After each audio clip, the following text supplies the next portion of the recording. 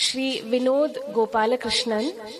He is the son of two very important artists in the cultural landscape of Kerala, Guru Gopalakrishnan and Kusumam Gopalakrishnan. They were among the pioneering generation that, were in the world of, creative dancing. And they were, Kusumam teacher was trained in Kerala Kalamandalam in Mohiniyattam, and Guru Gopalakrishnan was trained in Kathakali, but he was also then trained by the pioneering creative dancer Guru Gopinath, and together as a couple then they went ahead with their own experimental work and very beautiful work. So in that, he is a person who grew up in that kind of a family. He's a banker by profession, but by passion he is a very he's an eclectic, but very specialized in dance history. He's a scholar, a collector. He has a huge collection of books and films on dance. And for the past several months, he has been doing these very special talks on chosen personalities, iconic personalities in the world of dance.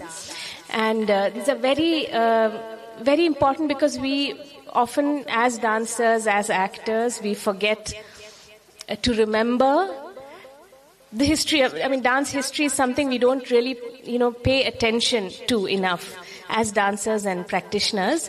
So this is actually a very precious opportunity for us at NATANAKAIRALI, and Shri Vinod has been very generous to come back ever so often and give us these very well-researched, very comprehensible lectures on various personalities. And today we are going to be hearing about the very iconic Isadora Dungan. I won't speak too much, but once again, a very, very heartfelt thank you for taking your time to share, and most welcome. Thank you, Vinod. Can you hear me? Yes. Yeah? Okay. So, thank you all for coming. My namaskar and pranam to Venu-Ashan, whom I know for decades, since I was very young. So it's quite a privilege to be here every time I'm here, which is quite often actually. Thank you for the intro, Kapila. Yes, the talks are important because the people are, and the kind of contribution that they provided to the world of art. In her case, almost 100 years ago. So what we are talking about is a story that happened 100 years ago.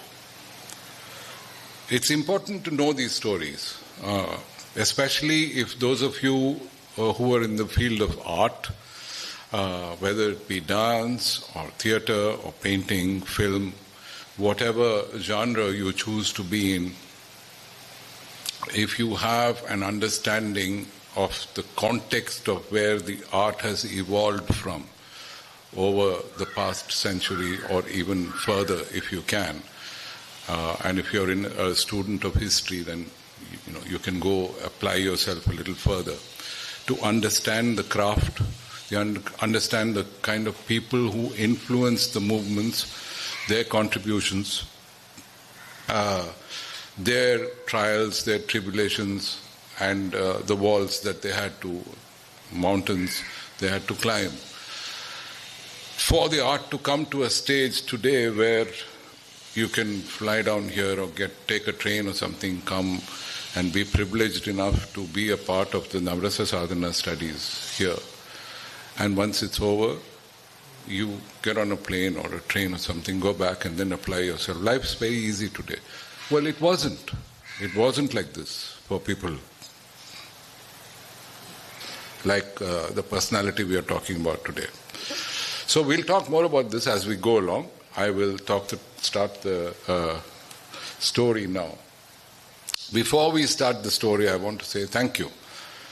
If you're talking about 100-year-old story and you're using visuals from them, it means somebody at some point took those photographs. In her case, in Isadora Duncan's case, it's these two individuals who did most of the photography, not all of it. There were other photographers as well. But these two, and that's why I wanted to name them. On the left is Arnold Goethe, who's German-American, and the years of his life and passing are there.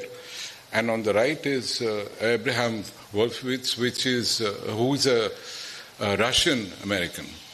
And he was also an artist. He was also a painter. So he's done, other than photographs, beautiful photographs, he's also done drawings of Isadora Duncan. Why are we talking about Isadora Duncan today? She is a mercurial woman in the field of dance. She's an artist who created her entire dance, her entire movement alone. She does not have teachers. She did not train under anybody. She evolved her own style of exposition of dance entirely on her own. And she had very difficult beginnings to start with, and that's the journey that we walk on today. Again, acknowledgements in terms of the photo libraries, New York Public Library, the digital collections, and of course both these people whom we've talked already. And I'd like to to thank my friend, my close friend, Raphael, who for many, many years, 20, 25 years, we work together creatively, and he helps me with all my decks and presentations, which is a lot of creative work that I put him through. So I want to say thanks to him as well. Of course, we don't do this for any commercial aspect, so that makes us happy as well. This lady, Isadora Duncan, was born to dance. She, she was completely different in terms of her personality. She was clear thinking in terms of what she wanted to do. She was completely fearless, as you would see. As you will see from the story, she did not know the meaning of the word fear. She was very clear on what she wanted and committed to achieving that. She did make history. People talk about her and celebrate her even today. But life was not too fair to her, as the story will tell you. She was born in San Francisco to a very simple family. Her father was a banker and the mother was a music teacher. Unfortunately, as she was still a toddler when her father was a banker, was involved in something negative which didn't really work out, and then he had to be let go. So he kind of left the family, which meant that there were four children, and the mother was just, what does one do? And we are talking about 1877, not these times, right? What would a single mother do? That to a music teacher. But it so happened that the younger one, which was Isadora, also started helping out, doing small jobs and getting a little bit of money to kind of help the family move along. She was the youngest of four siblings. The others were also trying to help. Joseph Duncan was the father's name, and Dora Gray was the mother's name. And they kind of started to struggle financially and obviously psychologically with the abandonment and all that. But they were quite determined to make sure that their life will go on. She felt that she was not fit. Isadora always felt that she was not fit for any strict regime that would put you through a particular process. That's why eventually you see that she even walked out of school. She could not go through the regime of being told what to do. She preferred to dance around the trees and, look up at the sky and start imagining certain things in her own mind. So she was, even as a very young person, a very, very creative individual in development, although she was not trained. Because of her mother's influence of music, and there were a few literature pieces of books that little ones and colorful books, apparently 2 of them about Greece and the temples of Greece. So she was quite fascinated with that and kind of, resonated with her.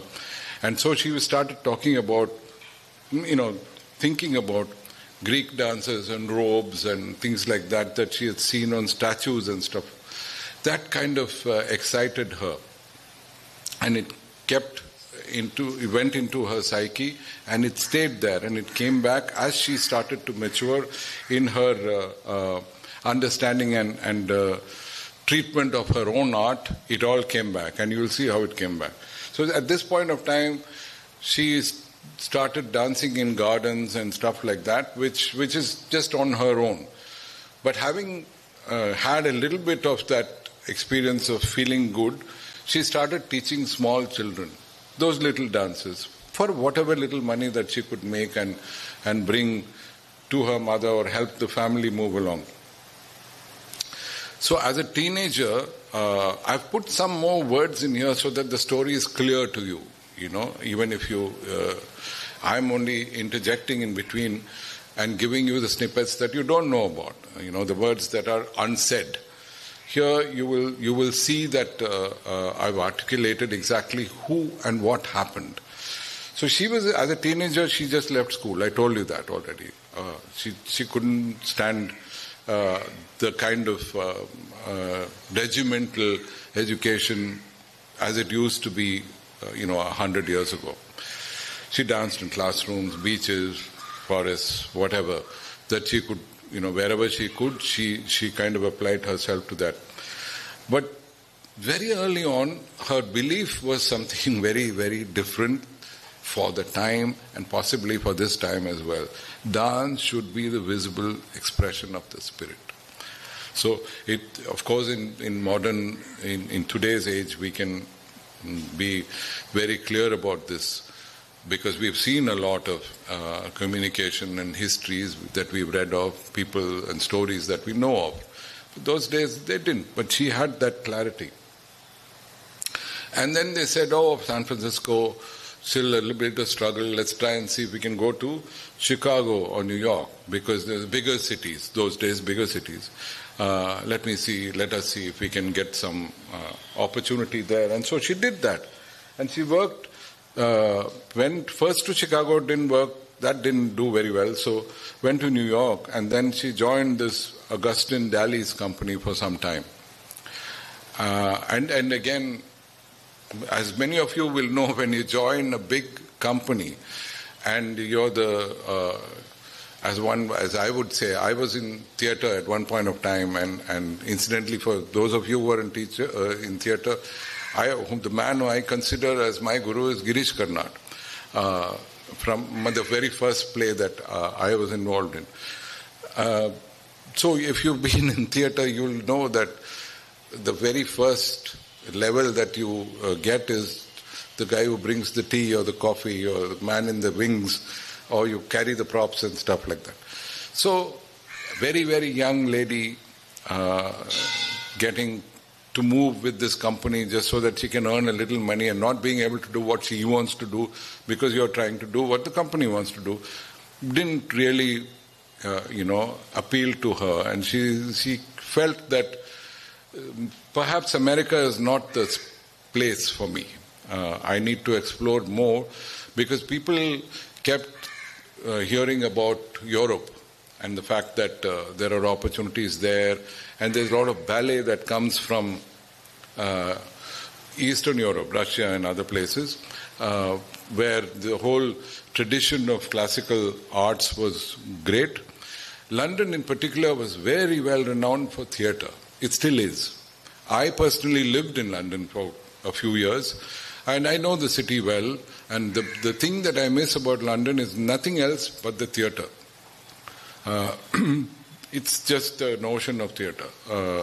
Every day you'll be, spoiled for choices of where to go and what to watch and stuff like that.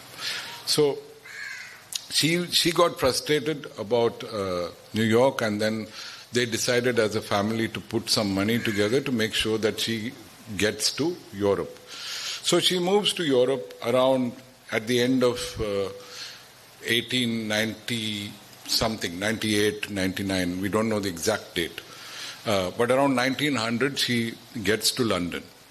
And then she tries to get these small performances here and there, but it doesn't really help her.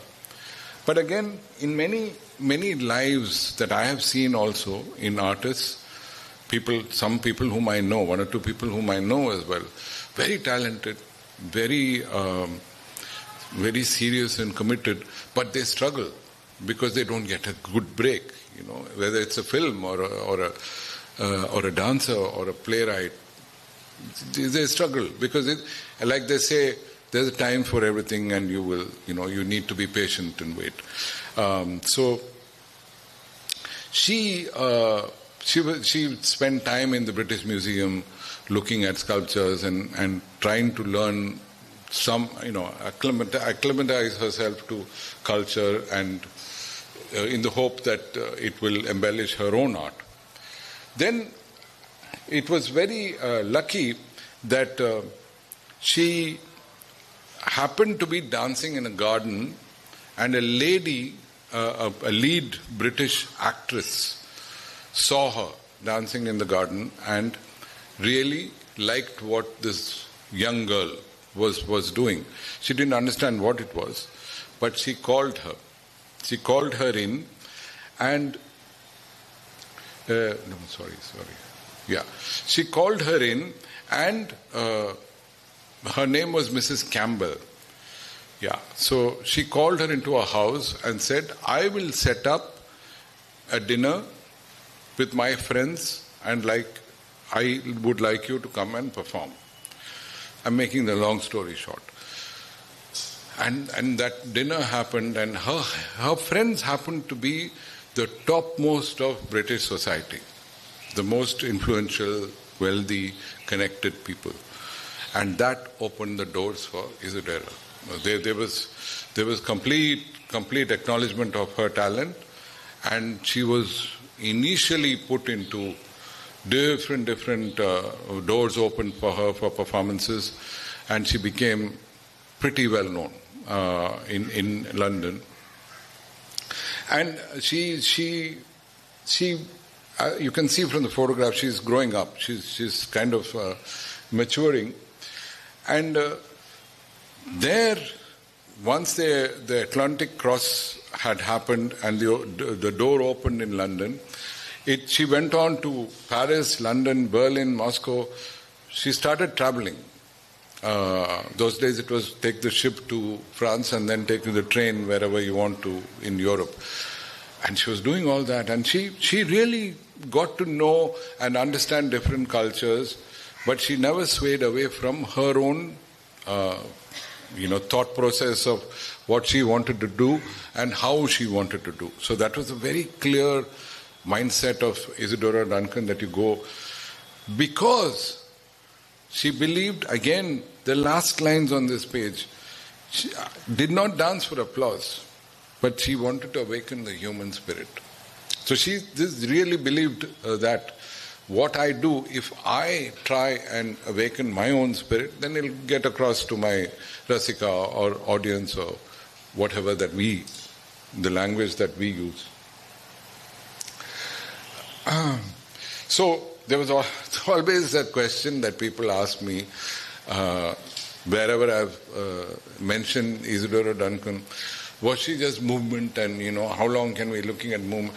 No, she had music, and I looked up and specifically added this slide where she used to use very, very beautiful composers: Chopin, Beethoven, Schubert, Bach, Wagner, Tchaikovsky. This is just a selection of people whom she used to select pieces from, and she would have a solo pianist at the performance. So only orchestral music and short, beautiful pieces would be played when she was dancing, or maybe somebody else whom she taught was dancing. So that's the way she handled music. So then we come to the question, what made her art different? Those of you who are performers will ask this question. So, what was it so completely new or different that she was doing? I need glasses for this one. So she felt that she's a firm believer in the idea that movement should be an expression of the soul, and that dancers were mediums. So you need to feel that. Did not believe in any strict or highly stylized movement patterns. Did not believe in that. So ballet or Bharatanatyam or Kathakali or Kudiyattam, they're all very strict patterns. She did not. She said, I'm not a part of this. She doesn't belittle it or whatever, but I cannot do this. Fine, fair enough. And in her view, the body was supposed to move freely and naturally. That's her fundamental standpoint when it comes to dance. The body should move very freely and completely. Her commitment to the naturalness and expressiveness of dance prompted her to dance barefoot. There was no shoes or anything. None of them used to do that. And of course the flowing robes. I talked to you about her influence on or by Greek statues and sculptures. So she used to have these free flowing robes to get her movement in the way she wanted to do it. Well, this is very controversial, and in those days this freedom of expression and whatever I want to do, I'll do, is not really something that people were quite happy about. And then she was a very highly controversial figure, and all through her lifetime she continued to be like that. But she didn't care. It did not come easy. So even here we know that I told you about Mrs. Campbell, Mrs. Patrick Campbell. I happened to see her. I told you about these stories.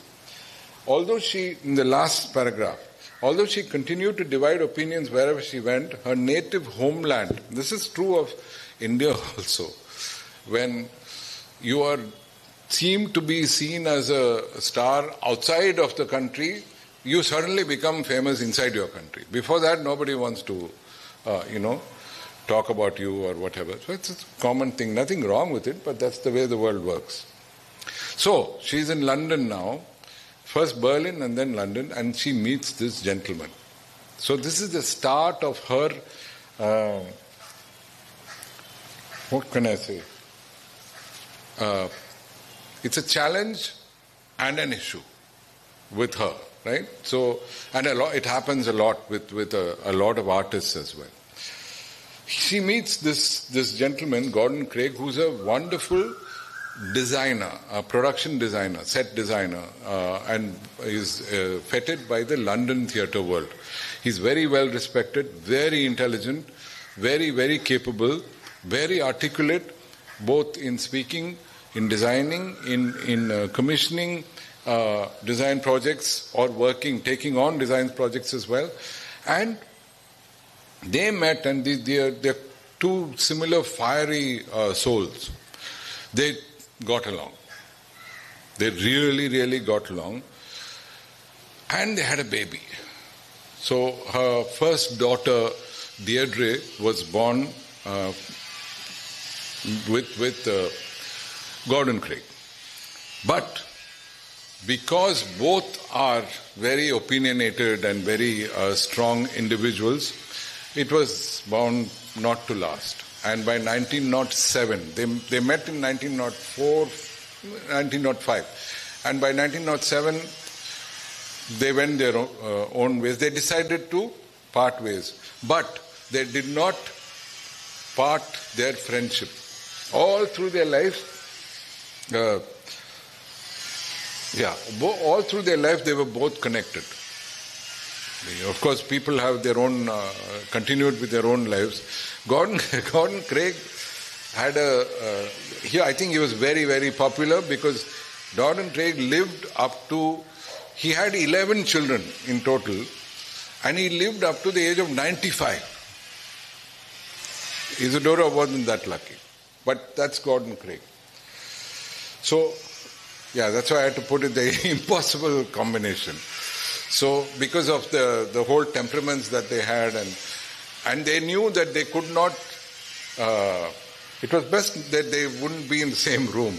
If they were not, it was fine. And they stayed friends all throughout their life.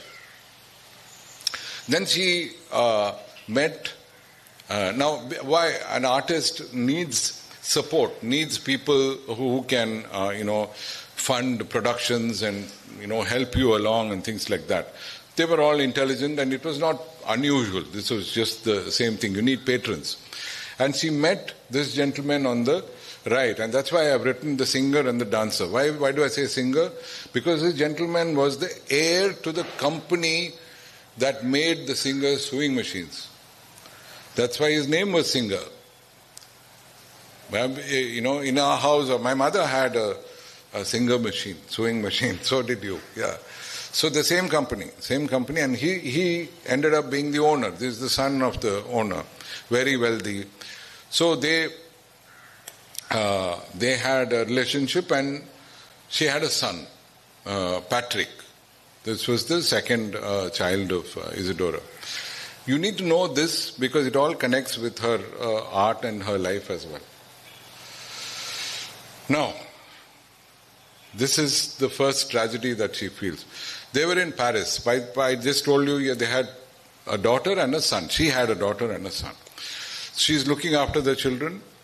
Mr. Singer obviously came from a very wealthy family, Orthodox, and brought up with great money and comfort and all that. Isadora could not. She was quite something. So he kind of, after some time, just left. He just went away. But he did buy her a villa and things like that. So she had both the children now. She came to Paris. In Paris, one day, she had a nanny who would take care of the children. The nanny they probably had a car or rented a car, I'm not sure. They were in the car. Both the children and the nanny were in the car, and the car was parked. And the driver got off for something and he forgot to put the handbrake on. The car went backwards and went into the river, the Seine. So,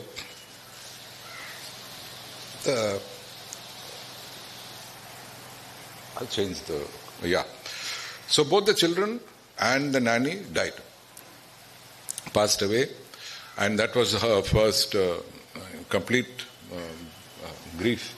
I don't know, one of the photographers who took this photograph on the right, which is quite, that's her, and these are her two children as well. So that was her first shock. And she so much happened to her that she went from one situation to another, at the same time, concentrating on her dance as well. So just a very strong individual, very impressively strong woman. And even in this situation, she choreographed a piece of hers which said "Mother," and it's a haunting, elegy that is shaped in sorrow. And one can only understand that if one looks at the world of art. Then she opened schools in Germany, and then later on wanted to go to Russia as well. She did open a school in Russia. And when she had disciples, because of her name, one of the writers suggested this name, the French poet. The students performing group were known as Isadorables because of her name. And a lot of them, I've tried to put all their names there. I wouldn't know, neither would you. as to who they are. Most of them would have passed away as well by now. And she went on to teach. She loved teaching. So she would explore ideas in terms of what to do with them and move along as far as the teaching was concerned. So now we come to 1914-15 and we are in Paris. And in Paris, this is the height of one of the earlier talks that I did here. Yeah, we were talking about Nijinsky, Václav Nijinsky, the phenomenal dancer, at the last talk here. And the man whose word is right up there, Diaghilev, was the architect of this whole movement of Russian artists, immaculately talented Russian artists, leaving Russia and migrating to Paris, 1910 to about 1925. In between this, now you must look at it in terms of the history of the world. 1914 to 1918 was the First World War. There's a lot of strife in Europe. The last thing that people are interested in is art, but it still goes on, it lives, and that's the beauty of, that time and age where people didn't let the spirit die. When the spirit dies, everything goes. So, Diaghilev at that point asked, he went and identified, he himself was Russian, he identified the future talent or the great talents of Russian art in Russia when they were young and took them into Paris. And he had patrons who were funding him to arrange, programs and positions and all that for these artists who came to Paris. And he then got them to produce dramas and they made history. And so even dancers like Anna Pavlova he brought. Michel Fokine was the first choreographer of Diaghilev. Leonid Messine came later, second choreographer. And a few years later, after about decade after that, came George Balanchine, who then, after the death of Diaghilev, went on to America and established what you know as the American Ballet. And he created history in America as well. But it's all down to this man, Sergei Diaghilev. Diaghilev passed away in 1929 in Venice. But by that time he had left behind this entire legacy that lives on today. He was quite a strange man when it came to his personality, but his application to work and the dedication with which he achieved what he achieved was fantastic. Great patrons as well. Those of you, at least the women here in the audience, will know the word Chanel, perfume. Well, Coco Chanel, the founder of the company, was a big patron of Diaghilev. So she financed quite some bit of the artwork that they did. Now, Diaghilev also liked to experiment with music. This was the first time that some choreographer or producer was daring to look at music a completely different way than centuries before. So he didn't want Western classical music, he wanted modern music. Modern music had not been invented. This was the time it was invented. So he got this person in the middle with the glasses, Eric Satie. He's a French composer and he was completely doing totally different music. Diaghilev liked that, and Isadora came in touch with Eric Satie, and so they became very, very close friends at that time. Although Satie was not reputed to be very friendly, but these two got along very well. At that point of time, there was, I still remember that reading about the fact that he came and told Diaghilev to, that they would put together a production called Parade, which is parade in English, Parade in French. And for that, a very young Pablo Picasso did the entire sets, the paintings of the sets and all that. So you can imagine how these people used to work in terms of imagination, where Diaghilev particularly, because he brought all these great artists together. Before they were great, many of them were not even known at that time. They were struggling artists. And he did all this bold and when they did Parade and when they did Rite of Spring and the Afternoon of the Faun, there was apparently the audience was up in arms saying, "What on earth are you doing?" But that was the birth of modern dance as you know it today. Nobody wants to do anything for the first time they won't accept. Second time, third time is okay. First time, we'll jump at you. So Isadora continues with her dances and her free movement and the sharing of her thoughts. And she prefers to stay in France and in Europe. She prefers to do that. She does not really want to spend too much time in America anyway, because most of her adult life has been in Europe. And her associations and friends have been in Europe. So she opened a dance school in Moscow in 1921. And there she met this gentleman who was a poet, who was a Russian poet, Sergei Yesenin. And they really got along and started being together. He was much younger than her. She was about 18, 19 years or something younger than her. But they were very much, successful in being happy, at least for a while. But the man had problems. So he was not particularly sane in the mind.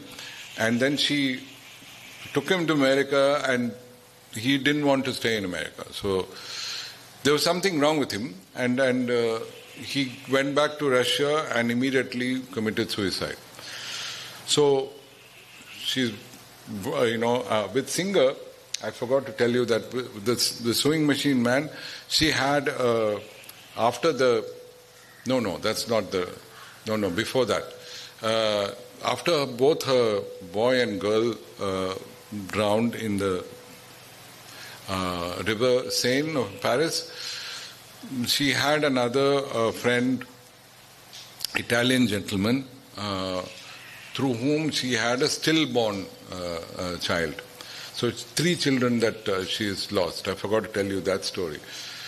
So we come back to here, and so she lost 3 children, and now she's come to this gentleman, and she was really attached to who he was as a personality. He went back and decided to end his life. And that was the, complete devastation for her, because she was very fond of him. A lot of people were not, but she was, from what I read. And after that, she is kind of depressed and she wants to be where she likes to be, which is the south of France. So she goes back to Nice, the city in the south of France. And her final years are there. She's there and she parties and she's quite a freewheeling woman of the world, basically. She has her dances, performances, pretty successful, very well known, very happy-go-lucky, freedom, free spirit. And it was so that one day, being who she was, in the middle you see that the red car, that's just a replica. So it is a Bugatti Italian car, and it was similar that. And here these are actual press photographs. What happened was that she was in the car moving, and the cars those days had spokes, so this whole scarf caught in the spoke and it went round her neck and it broke her neck. So it pulled her out of the car and broke her neck. That's how she passed away. So this meteoric woman who came from literally nowhere, certainly nowhere in the field of arts, over this period of time had left behind such a legacy behind her, all using her own talent that came from within. She danced what she wanted to do. She danced with conviction, she danced with belief, she danced with her personality and feeling. That got into people. Yeah, that's what got into people. And her legacy has survived, as one would least expect it. There's no structure in it, there is no formal education in it, in terms of what you do.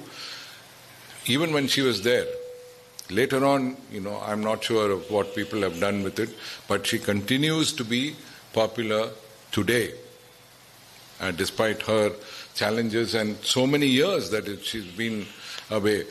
September 14th, 1927 is when she passed away.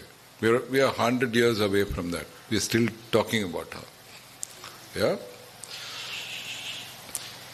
She could not be stopped. Literally. I mean, her personality was like that. She could not be stopped. She will just keep going and do what she wants to do with her own conviction and belief. I admire that. Yeah. See, this is a beautiful statement. Somebody wrote when she passed away saying, she died as she had lived. With passion, style and poetry. That's how she was. Okay. So, she left behind more than memories. She left behind freedom and movement. So, that's what she left behind. More than her dance itself, the people, younger generation could believe that, I can do what I want. Before that, nobody had given them that exercise, right? You don't have to adhere to everything. You do what you want to do. Somebody had to open the door. Isadora opened the door. That's the contribution. Especially, in the world of art, I would say that is her singular composition, contribution. You need conviction to get that going through a very, very short lifetime, and to be as effective as she was. That's her grave, and she's buried in Paris. Although she passed away in the south of France, she wanted to be buried in Paris. And on the left is a still from Jacob's Pillow, which is a festival started by Ted Shawn, the partner of Roots and Dennis, whom we spoke about here at an earlier talk. That's a stage from there. And they keep recreating her dance and productions in many places.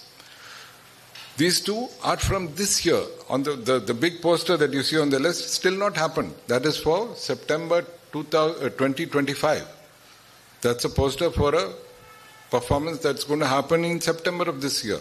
This happened in March. All about Isadora. Yeah? It's all about Isadora. And can you imagine the amount of satisfaction and joy she would have had if she was around? But people who followed her work and her spirit and her outlook towards art documented it. So she's also not somebody who's actually been just talked about. She's also documented very, very well.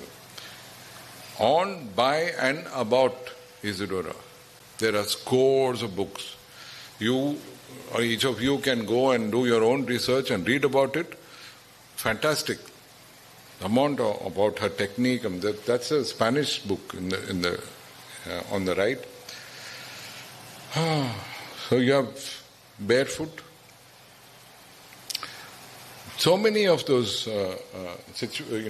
productions have been documented. It's just a phenomenal amount of work that's out there. Even use the internet and you will get a lot of history about her and the workings of her life. So this one, I'd like to leave you, end the talk with one quote by her, which I like very well, very much. If you were wild ones, don't let them tame you. Do what you want. Go do what you want the way you want it. As long as you don't hurt anybody or kill anybody, you will get away with it. But you live with the consequences. You have to be bold enough to do that. That was her message. So, thank you for listening. I hope it's kind of little a little illumination into an artist's life and work and her contribution in terms of who she was and what she left behind in the world. Yeah. So any one of you, we've got Menwashan next. But if you have any questions or even think of it later, that's my email address. Just drop me a note and I'll answer if I can. If I know, I'll answer. If I don't know, I will, I'll tell you I don't know. It's as simple as that. I don't see myself as a great historian or anything like that. I just like to bring you these stories. Okay? Thank you very much.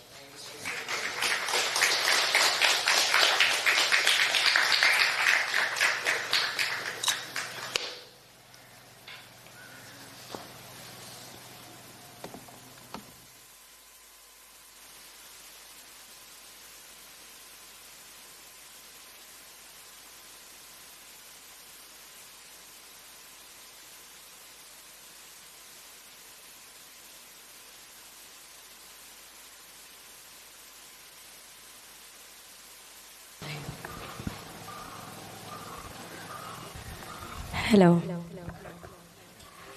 Hello everyone. We're going to have a really nice introduction by Venuji. I would really request him to come here and tell everything he wanted to say today.